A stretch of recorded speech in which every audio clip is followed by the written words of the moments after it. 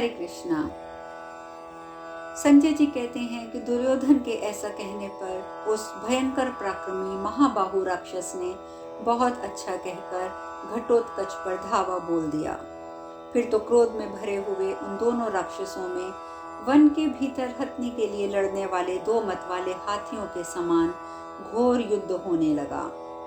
राक्षसों का विनाश करने वाले भीम ने देखा कि अलायुद्ध ने घटोत्कच को घेर रखा है, तो भीमसेन अलायुद्ध के निकट पहुंच गए। उसी समय सहसा निकट आकर सैनिक गणों सहित राक्षस राज अलायुद्ध को अपने बाणों की वर्षा से उन्होंने ढक दिया। शत्रुओं का दमन करने वाले नरेश उसी प्रकार अलायुद्ध ने भी घटोत्कच को छोड़कर कुंती कुमार भीमसेन पर शिला पर तेज किए हुए बाणों की बारंबार वर्षा आरंभ कर दी।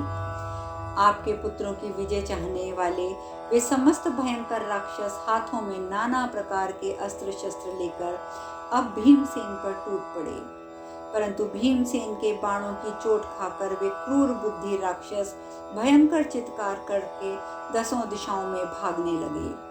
भीम के द्वारा उन राक्षसों को भयभीत होता देख महाबली राक्षस अलायुद्ध ने बड़े वेग से भीमसेन पर धावा किया और उन्हें बाणों से ढक दिया। तब भीमसेन ने सम्रांगण में तीखी धार वाले बाणों से अलायुद्ध को शक्त विशक्त कर दिया। अलायुद्ध ने भीमसेन के चलाए हुए कुछ बाणों को रणभूमि में काट दिया और कुछ बाणों को बड़ी शीघ्रता के साथ हाथ में पकड़ लिया।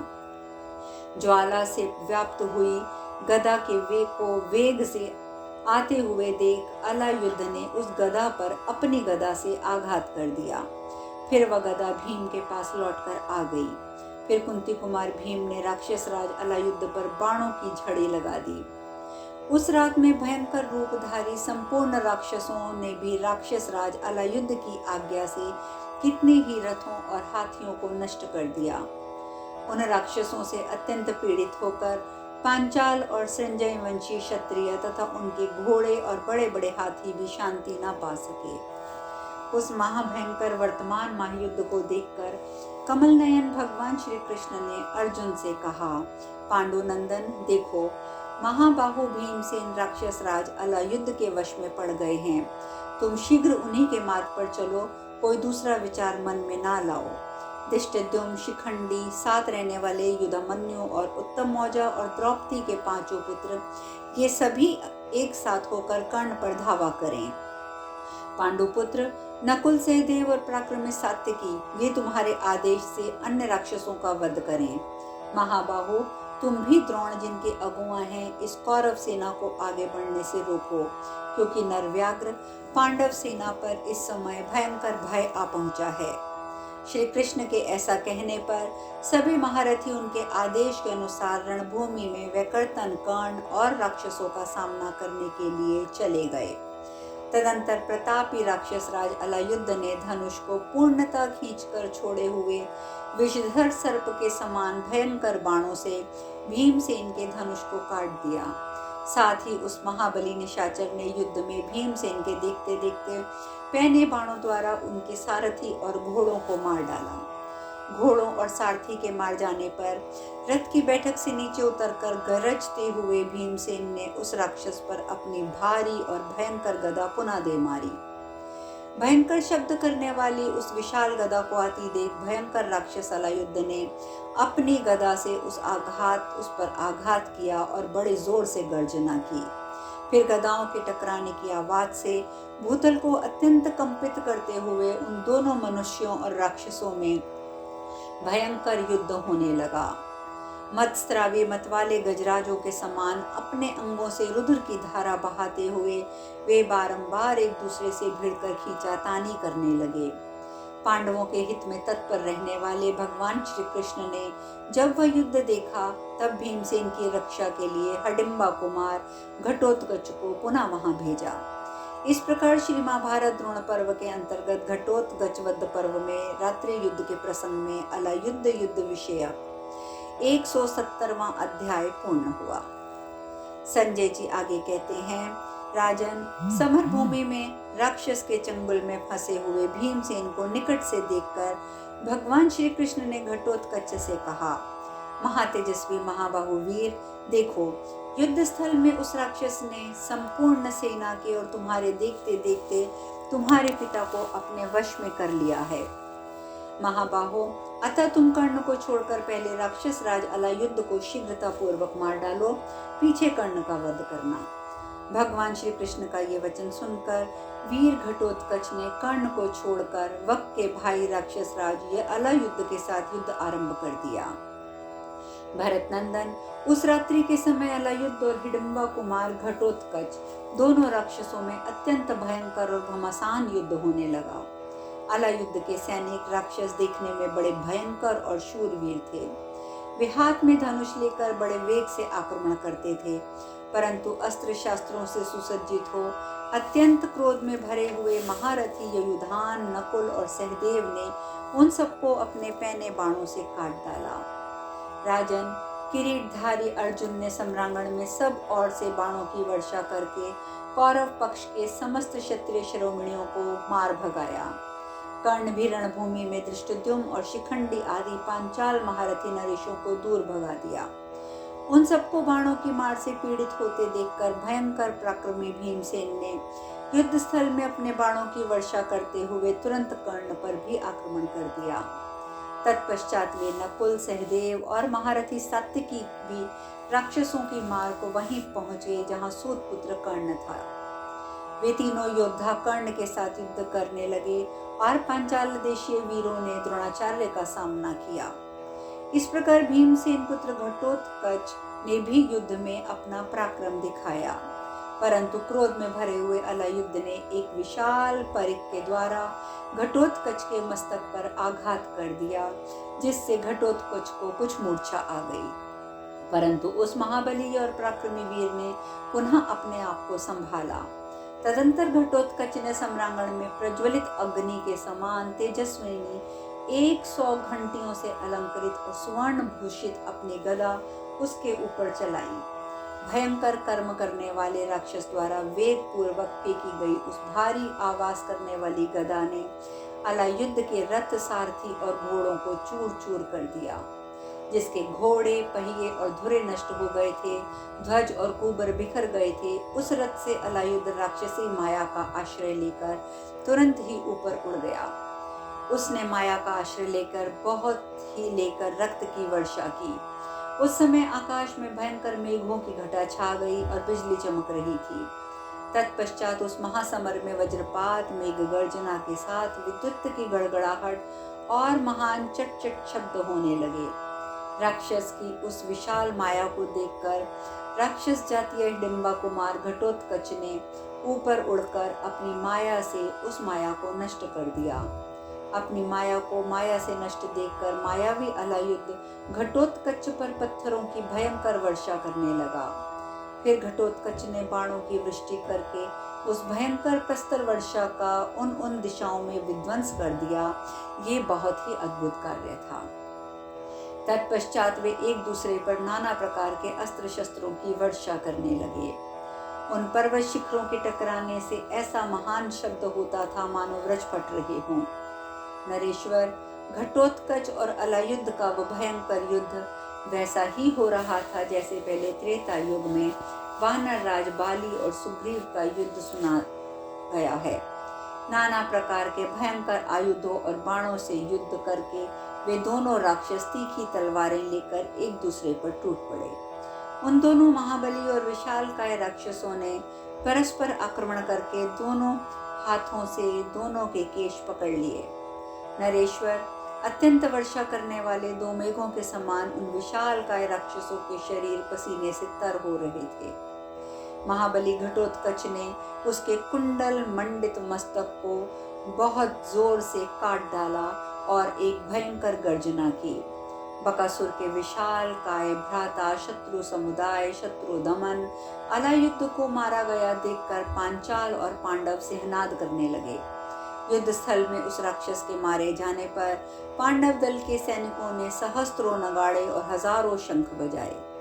चारों ओर से दीपवालियां द्वारा प्रकाशित होने लगी। वह रात्रि उनके लिए विजयदायिनी होकर अत्यंत शोभा पाने लगी। उस समय दुर्योधन अचेत सा हो रहा था। महाबली घटोत्कच ने अलायुद्ध का मस्तक दुर्योधन के सामने फेंक दिया। भरत, अलायुद्ध को मारा गया देख सेना सहित राजा दुर्योधन अत्यंत उद्विग्न हो उठा। अलायुद्ध ने अपने भारी वैरी को याद करते हुए स्वयं आकर दुर्योधन के सामने प्रतिज्ञा की थी कि आज मैं युद्ध में भीमसेन को मार डालूंगा। इससे राजा दुर्योधन ये मान बैठा था कि अलायुद्ध निश्चय ही भीमसेन को मार डालेगा, और यही सोचकर उसने समझ लिया था कि अभी मेरे भाइयों का जीवन चिरस्थायी है। परंतु भीमसेन पुत्र घटोत्कच के द्वारा अलायुद्ध को मारा गया देख उसने निश्चित रूप से ये मान लिया कि अब भीमसेन की प्रतिज्ञा पूरी होकर रहेगी। इस प्रकार श्री महाभारत द्रोण पर्व के अंतर्गत घटोत्कच वध पर्व में रात्रि के युद्ध में अलायुद्ध का वध विषयक 178वां अध्याय पूर्ण हुआ। संजय आगे कहते हैं, राजन, राक्षस अलायुद्ध का वध करके घटोत्कच मन ही मन बहुत प्रसन्न हुआ और वह आपकी सेना के सामने खड़ा होकर नाना प्रकार से सिंहनाद करने लगा। महाराज, उसकी वह भयंकर गर्जना हाथियों को भी कपा देने वाली थी। उसे सुनकर आपके योद्धाओं के मन में अत्यंत दारुण भय समा गया। जिस समय महाबली घटोत्कच अलायुद्ध के साथ उलझा हुआ था, उस समय उसे इस अवस्था में देखकर महाबाहु कर्ण ने पांचालों पर धावा किया। उसने पूर्णता खींचकर छोड़े हुए झुकी गांठ वाले 10-10 सुदृढ़ बाणों द्वारा धृष्टद्युम्न और शिखंडी को घायल कर दिया। तत्पश्चात उसने अच्छे अच्छे नाराजों द्वारा युधामन्यु, उत्तमौजा और अनेक बाणों से उदार महारथी सात्विकी को भी कंपित कर दिया। नरेश्वर, वे सात्विकी आदि भी दाएं बाएं बाण चला रहे थे। उस समय उन सब के धनुष भी मंडलाकार दिखाई दे रहे थे। वह संग्राम वर्षाकालीन मेघ के समान प्रतीत होता था। महान पर्वत के समान शक्तिशाली एवं अविचल रहने वाले शत्रु दल संहारक सूर्यपुत्र कर्ण ने रणभूमि में अद्भुत बाण वर्षा करते हुए सबकी बाणों को नष्ट कर दिया। तत्पश्चात आपके पुत्र के हित में तत्पर रहने वाले महामनस्वी कर्ण ने सम्रांगण में सोने के विचित्र पंखों से युक्त एवं वज्रपात के तुल्य भयंकर तुलना रहित तीखे बाणों द्वारा शत्रुओं का संहार आरंभ किया।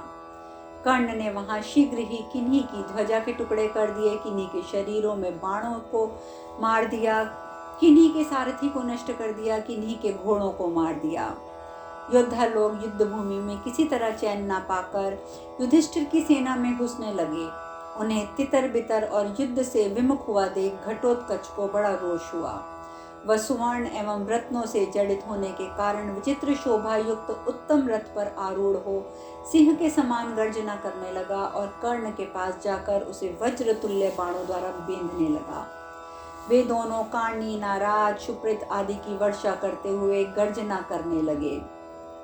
सम्रांगण में बाण धाराओं से भरे हुए आकाश उन बाणों के सुवर्णमय पंखों की तिरछी दिशा में फैलने वाली दैदीप्यमान प्रभाओं से ऐसी शोभा पा रहा था मानो वह विचित्र पुष्पों वाली मनोहर मालाओं से अलंकृत हो।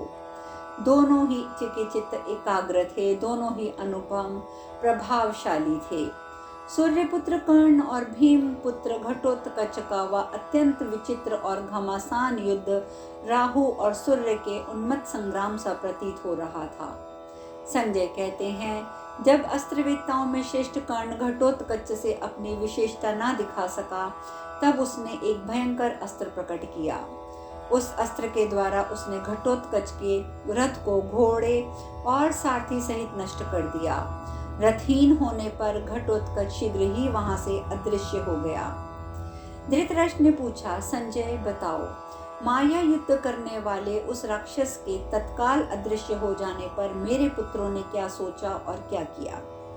संजय ने कहा, महाराज, राक्षसराज घटोत्कच को अदृश्य हुआ जानकर अत्यंत कौरव योद्धा चिल्ला चिल्ला कर कहने लगे, माया द्वारा युद्ध करने वाला यह निशाचर जब रणभूमि में स्वयं दिखाई नहीं देता है, तब कर्ण इसे कैसे मारेगा? तब शीघ्रता पूर्वक विचित्र रीति से अस्त्र युद्ध करने वाले कर्ण ने अपने बाणों के समूह से संपूर्ण दिशाओं को ढक दिया। उस समय बाणों से आकाश में अंधेरा छा गया, वहां कोई प्राणी ऊपर से मरकर गिरा नहीं।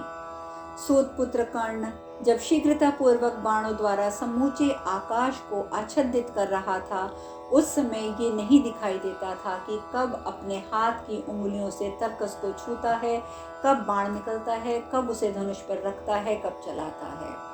तदंतर उसने अंतरिक्ष में उस राक्षस द्वारा रची गई घोर, दारुण और भयंकर माया देखी। पहले तो वह लाल रंग के बादलों के रूप में प्रकाशित हुई, फिर आग की भयंकर लपटों के समान प्रज्वलित हो उठी। कौरव राज तत्पश्चात उसने बिजलियों के द्वारा प्रकट हुई और जलती हुई उल्काएं गिराने लगा। फिर उसने सोने के पंख वाले बाण गिराने लगा। शक्ति, ख्रास, चमचमाती हुई धार वाले तोमर, शतघनियां चारों ओर प्रकाशित होने लगी। जहां तहां हजारों बड़ी बड़ी शिलाएं गिरने लगी, बिजलियों सहित वज्र पड़ने लगे।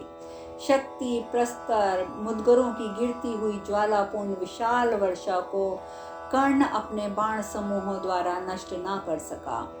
बाणों से घायल होकर गिरते हुए घोड़ों, वज्र से आहत और धाराशायी हुए हाथियों, शिलाओं की मार खाकर गिरते हुए महारथियों का आर्तनाद सुनाई देता था। घटोत्कच के द्वारा चलाए हुए अत्यंत भयंकर एवं नाना प्रकार के अस्त्र शस्त्रों के प्रहार से हताहत हुई दुर्योधन की सेना आर्त होकर चारों ओर घूमती और चक्कर काटती दिखाई देने लगी।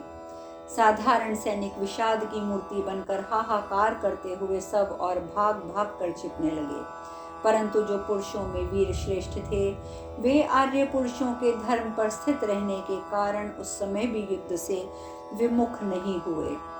राक्षस द्वारा की हुई बड़े बड़े अस्त्र शस्त्रों की अत्यंत घोर और भयानक वर्षा, अपने सैन्य समूहों का विनाश देखकर आपके पुत्रों के मन में भय समा गया। नरेंद्र, अग्नि के समान जलती हुई जीभ और भयंकर शब्दों वाली सैकड़ों गिदड़ियों का चित्कार करते हुए राक्षस समूहों को गरजते देखकर आपके सैनिक व्यथित हो उठे। पर्वत के समान विशाल शरीर वाले, तीखी दाढ़ों से युक्त भयानक राक्षस हाथ में शक्ति लिए आकाश में पहुंचकर कौरव दल पर शस्त्रों की उग्र वर्षा करने लगे। शेष कथा कल। हरे कृष्णा।